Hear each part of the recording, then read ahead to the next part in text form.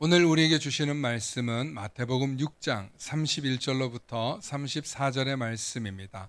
마태복음 6장 31절로부터 34절의 말씀, 우리 한 목소리로 함께 합독하십니다.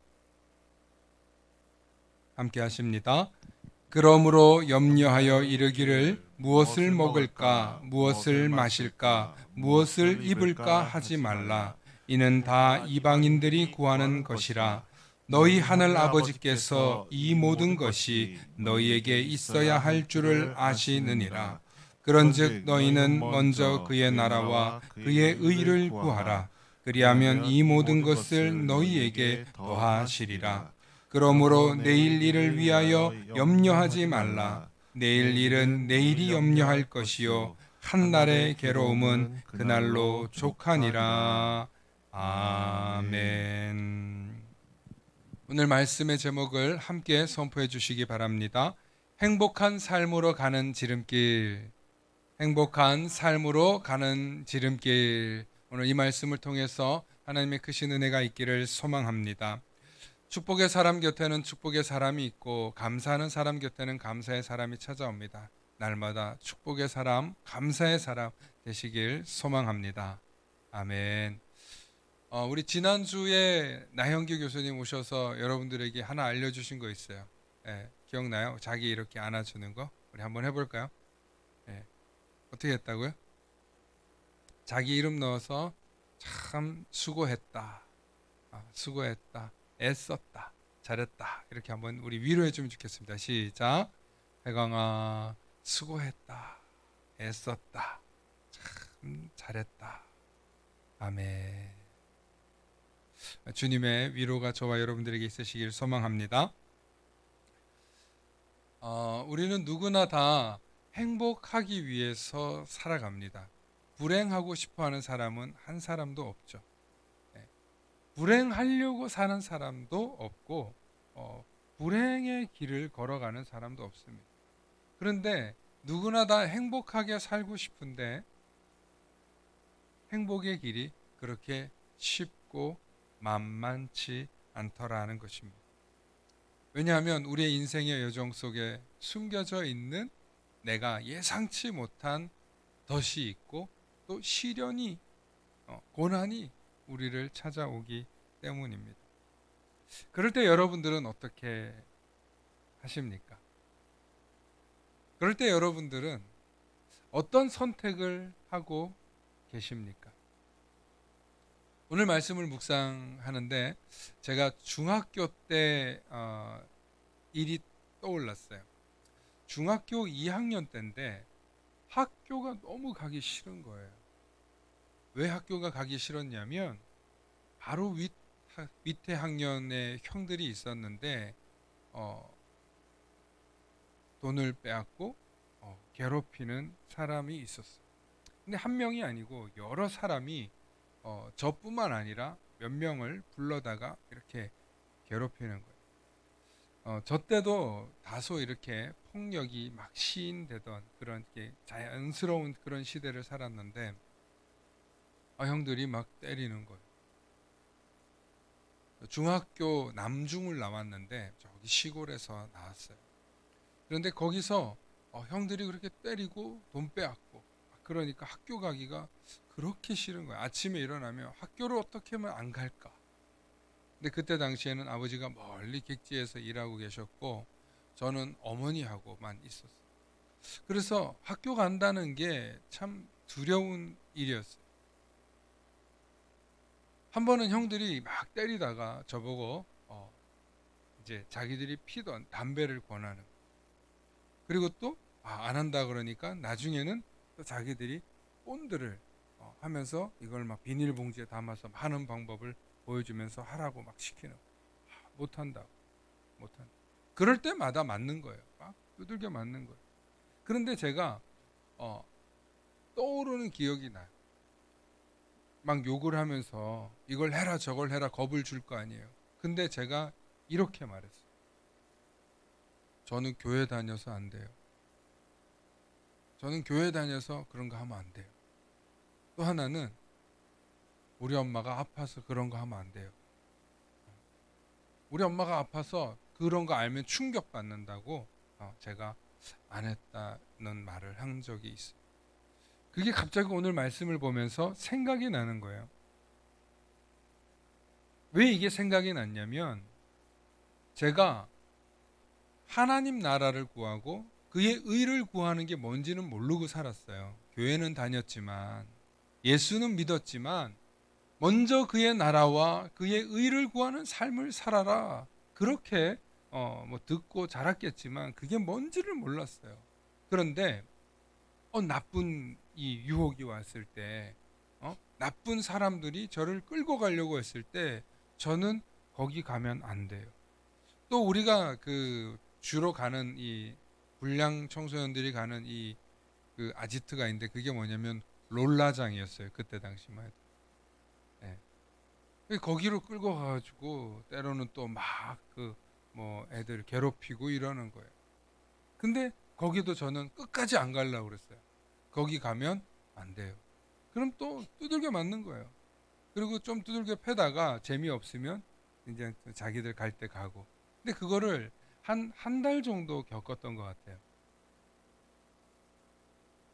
그런데 그럴 때마다 저한테 협박하고 때리고 그러는데 제가 저는 교회 다녀서 안 돼요. 우리 엄마 충격받아서 안 돼요.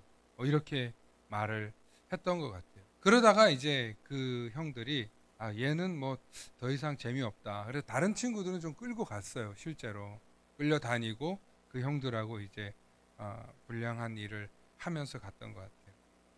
근데 지금 그 일을 돌이켜 보니까 야, 내가 뭘 알고 그렇게 말했을까? 내가 무슨 깡다구가 있어가지고 그런 얘기를 했을까? 지금 생각해 보니까 나는 왜 그런 선택을 했을까? 생각해 보니까 저희 부모님으로부터 또 제가 신앙생활을 하면서 자연스럽게 교회 다니는 사람은 그런 거 하면 안 돼.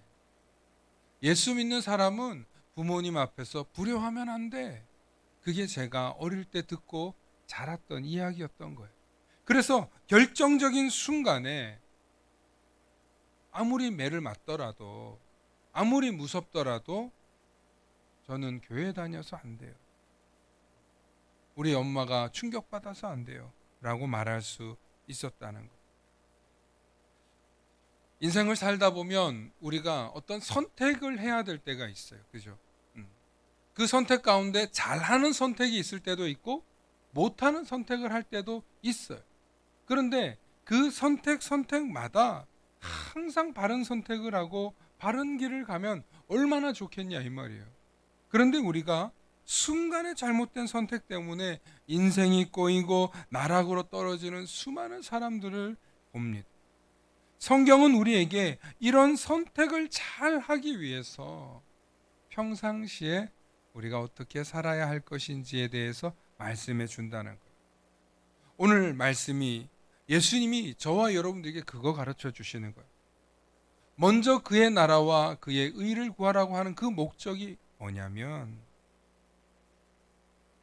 따라합시다. 하나님과의 관계가 회복되지 않고는 행복하기 어렵다. 예수님이 먼저 그의 나라와 그의 의를 구하라고 하는 이 말씀은 너 교회 중심으로 살아야 돼. 너 내 말씀 중심으로 살아야 돼. 이 얘기를 한 게 아니라 하나님과 우리 사이에 놓여 있는 큰 죄의 강을 건너서 하나님과 우리 사이에 막혀 있는 이 저주의 사슬을 끊기 위해서 이 땅에 예수님이 오셨고 그 예수 그리스도를 통해 하나님과 우리의 관계가 해결되어야만 우리가 진정한 행복의 길로 갈 수 있기 때문인 줄로 믿으시길 축원합니다. 그래서 예수님께서 오셔서 너희는 먼저 그의 나라와 그의 의를 구하라는 건 하나님과 우리의 뭘 해결하기 위해서? 죄의 관계를 해결하기 위해서라는 사실입니다. 할렐루야. 여러분, 그의 나라와 그의 의를 구하라는 이 말씀의 본질은 하나님과 우리와의 관계가 어떠하냐를 묻는 거예요. 어릴 때 비록 제가 하나님과 저의 관계가 어떤지 저는 잘 몰라요. 어릴 때 저의 모든 선택이 하나님께 보시기에 아름답고 선한 선택을 하려고 기도하고 부르짖고 자라지는 않았어요. 누가 그렇게 잘 살뜰히 안내해주고 가르쳐주지 않았어요. 그런데 마음속 중심에 교회 다니는 사람은, 예수 믿는 사람은 이렇게 살아야 한다. 귀에 못이 닳도록 듣고 배우니까 악한 일을 유혹당할 때, 악한 길로 나를 끌고 가려고 할 때, 아니 겁도 없이 그 매맞는데 형들 앞에서 어떻게 저 교회 다녀서 그런 거 못해요, 우리 엄마 충격받아서 그거 못해요, 어떻게 그런 말을 했을까? 참 지금 생각해보면 가난하고 또 어렵고 또 얼마나 많은 그 어린 시절마다 유혹의 길이 많았는지 몰라요. 그런데 그때마다 교회 다녀서 안 돼, 예수 믿어서 안 돼, 우리 부모님 충격받아서 안 돼. 진짜로 어릴 때 엄마가 충격받으면 죽는 줄 알았어요.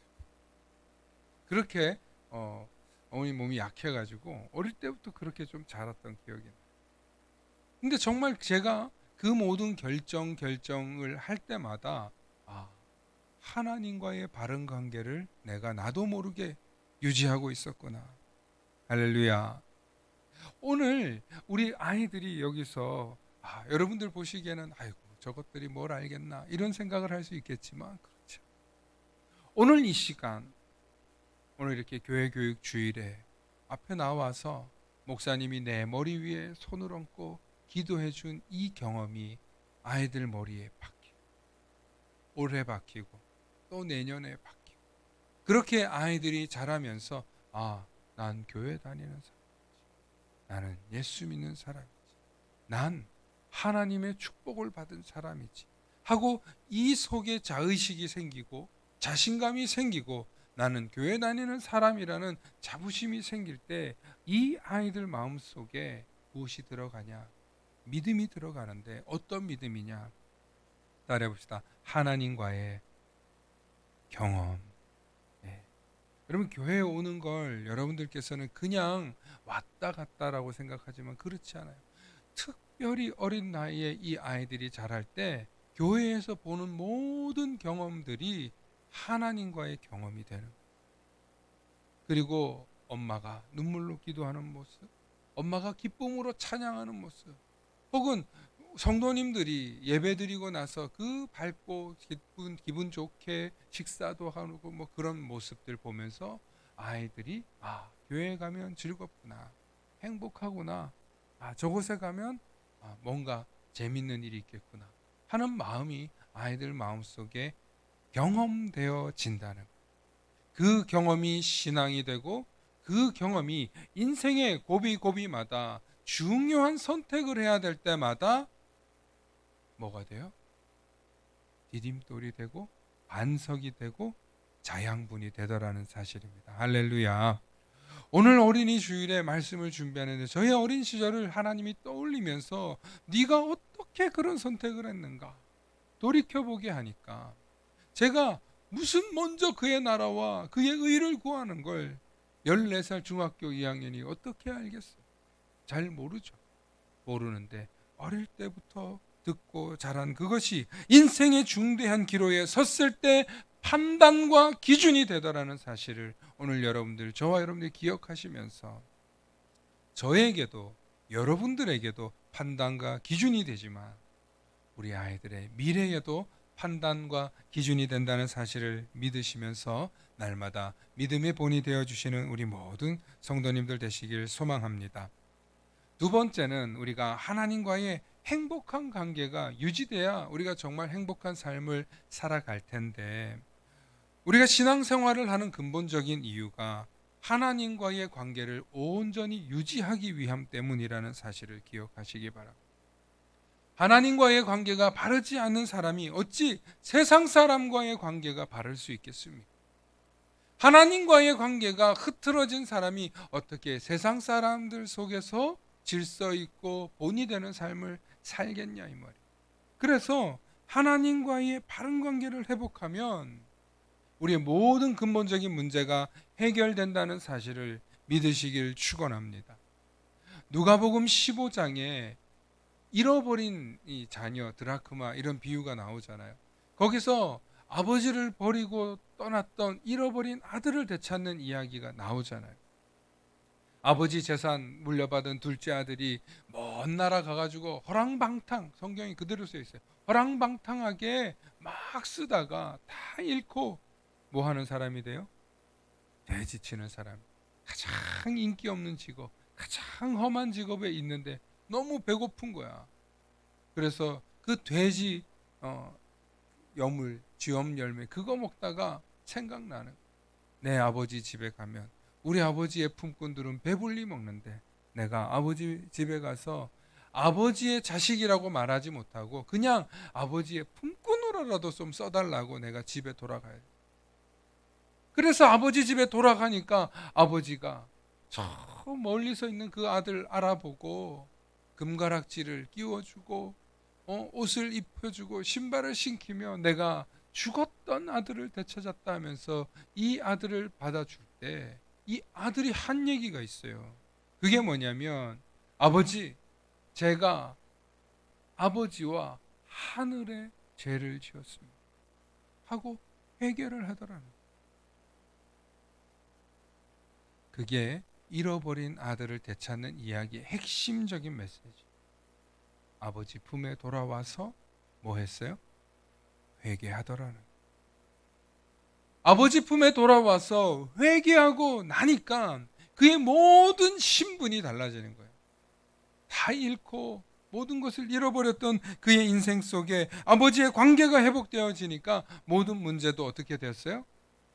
회복되더라는 거예요. 할렐루야. 사랑하는 성도 여러분, 하나님과의 관계 회복이 우선순위가 되어야 되는 거예요. 그래서 우리는 늘 주일날 와서 하는 일이 뭐냐? 하나님과 저 관계 좋죠? 하나님 사랑해요. 하나님도 저 사랑하시죠? 이 고백이 나와야 관계 회복이 이루어지고 있는 줄로 믿으시길 축원합니다. 그런데 성전에 문 열고 들어오기가 너무 부끄럽고 두렵고 죄송스러워서 못 들어오면 문제가 되는 거예요. 당당하게 문 열고 아버지 저 왔습니다. 아버지 까꿍.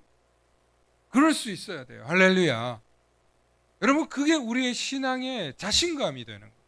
그런 사람이 축복도 할 수 있는 거고 하나님께 요청도 할 수 있는 거고 부르짖고 하는 거예요. 그런데 하나님 무의지없어. 그렇게라도 오면 얼마나 다행이에요. 할렐루야. 손 들고 옵니다. 죄 지었으니까 손 들고 옵니다. 무릎 꿇고 옵니다. 엎드려 옵니다.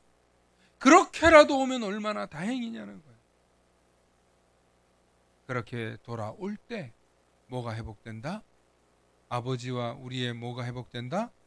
관계가 회복되어진다는 것입니다. 이렇게 관계가 회복되어지면 우리의 마음속에 평안이 찾아오는 거예요. 저와 여러분들 마음속에 아버지하고 나하고의 관계가 회복되어지면 평안이 찾아오는 거예요. 아까 제가 말씀드렸지 않습니까? 학교가 가기 싫더라고. 불편한 관계가 있는 거야. 학교에만 가면 때리고 괴롭히고 유혹하는 그 형들이 불편한 관계예요. 그런데 한 달이 딱 지나고 나니까 다른 애들로 타겟이 바뀌었어. 쟤는 재미없어. 딱 그냥 무관심하고 갖다 버리더라고. 불편한 관계가 우리 삶에 있으면 사람이 평안할 수가 없어요. 여러분, 아무리 사랑하는 사람하고 살아도 관계가 틀어지는 순간이 올 때 얼마나 불편합니까? 가족하고 부모 형제 간에도 관계가 틀어지면, 직장에서도 관계가 불편하면 얼마나 힘듭니까? 그런데 그 모든 관계를 해결해 주시는 첫 번째 단추, 그 실마리가 누구와의 관계가 회복되어야 된다? 하나님 아버지하고. 할렐루야. 하나님 아버지하고의 관계만 잘 회복되면 다른 모든 사람들과의 관계도 하나님이 풀어주시는 역사가 있는 줄로 믿으시길 축원합니다. 그것이 믿음이에요. 그것이 우리가 신앙생활하면서 누리는 맛이에요. 하나님 아버지하고 내 사이의 관계가 풀어지면 다른 모든 문제들도 염려들도 해결되어지시는 줄로 믿으시길 축원합니다.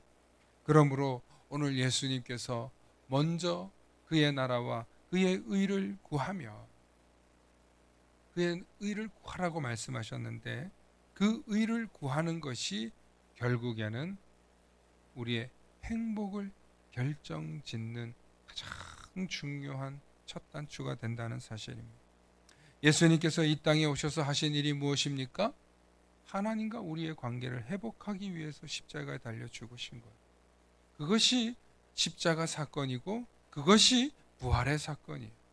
하나님과 우리의 관계를 회복하는 거예요. 그리고 예수님께서 이 땅에 오셔서 내가 너희에게 새 계명을 주노니 너희는 이제 뭐하라? 서로 사랑하라. 완전히 새로운 관계를 만들어요. 서로 사랑하는 관계를 만들어주죠. 그러므로 성도님들이 교회에 오셔서 해야 될 일은 뭐냐? 서로 사랑하는 일이에요. 서로 사랑하는 일. 서로 사랑할 때 진짜 예수님의 제자가 되는 거예요. 서로 사랑할 때 진짜 관계가 회복되어지는 거예요. 그런데 이 서로 사랑이 쉽냐 이 말이에요. 이 서로 사랑이 얼마나 어려운지 몰라요. 그런데 서로 사랑하는 유일한 힘이 있어요. 그게 뭐냐면 우리가 예수님 때문에, 우리가 예수 믿기 때문에 먼저 그의 나라와 그의 의를 구하면 서로 사랑하게 되는 줄로 믿으시길 축원합니다. 어떤 사람은 푸른 하늘을 보면서 와, 기분이 되게 좋은 사람이 있어요. 그런데 어떤 사람은 비가 쭉쭉 오는 걸 보고 야, 비 온다, 참 좋아, 이러는 사람이 있어요. 어떤 사람은 아이스 아메리카노를 좋아하는 사람이 있고 어떤 사람은 라떼를 좋아하는 사람이 있어요. 난 이게 최고야. 어떤 분은 아니야, 나는 맥심 커피가 최고야. 다 달라요. 내가 아무리 정성껏 타줘도, 맛있게 타줘도 아유 목사님 맥심 커피만은 못해, 내가 걔를 못 이긴다니까. 취향이 달라요. 경험이 달라요. 바라는 소망이 달라요. 그런데 어떻게 서로 사랑이 되겠냐는 거예요. 예수님 때문에 하나가 되는 줄로 믿으시길 축원합니다. 예수님 때문에 참는 거예요. 예수님 때문에 서로 다르지만 서로 취향도 다르고 서로 생김새도 다르고 서로 지금 바라는 입장도 다르고 오늘 이 시간 교회에 오신 상황도 다르지만 예수님 때문에 뭐 한다? 인내하는 거. 예수님 때문에 뭐 한다? 한 걸음 물러서는 거. 예수님 때문에 욱했던 게 있었다 하더라도 그저 한 번쯤 뒤돌아보고 내려놓더라는 거예요. 목회를 하면서 정말 많은 성도님들과의 관계를 맺고 살아가요. 살아가다 보면 정말 이게 무슨 뜻일까? 어떻게 해야 될까? 이렇게 벌도 와가지고 지금 참 꽃을 알아보고 또 이렇게, 이건 냄새 안 나는 건데. 사랑하는 성도 여러분, 우리의 모든 상황과 여건이 다 달라요. 특별히 오늘 이 마태복음 6장에 나오는 이 모든 말씀을 보면은 먼저 그의 나라와 그의 의를 구하는 게 맨 뒤에 나오지만 전체적인 구성을 보잖아요. 그럼 어떤 말씀들이 나오냐면 먹고 사는 문제 고민해요. 어떻게 살아야 되는지 고민해요. 여러 가지 고민들이 있어요. 그 모든 문제를 해결해 주는 게 예수님의 이 마지막 한마디예요. 너희는 먼저 그의 나라와 그의 의를 구하라.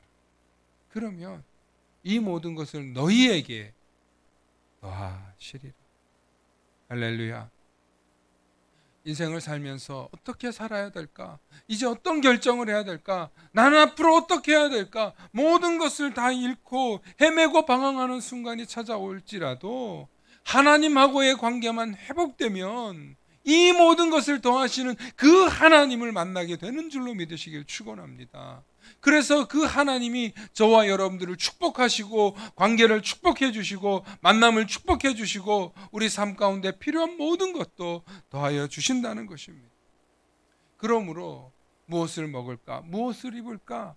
어디에서 살아야 될까? 어떻게 해야 될까를 염려하지 말고 그 모든 것을 해결해 주시는 하나님의 나라, 그의 의가 내 삶의 중심이 되고 찾아올 수 있기를 소망하시는 저와 여러분들 되시길 축원합니다. 그렇게 살아가실 때 예수 그리스도께서 우리 삶의 모든 문제들을 해결해 주시는 근본적인 해결사임을 경험하게 될 것입니다.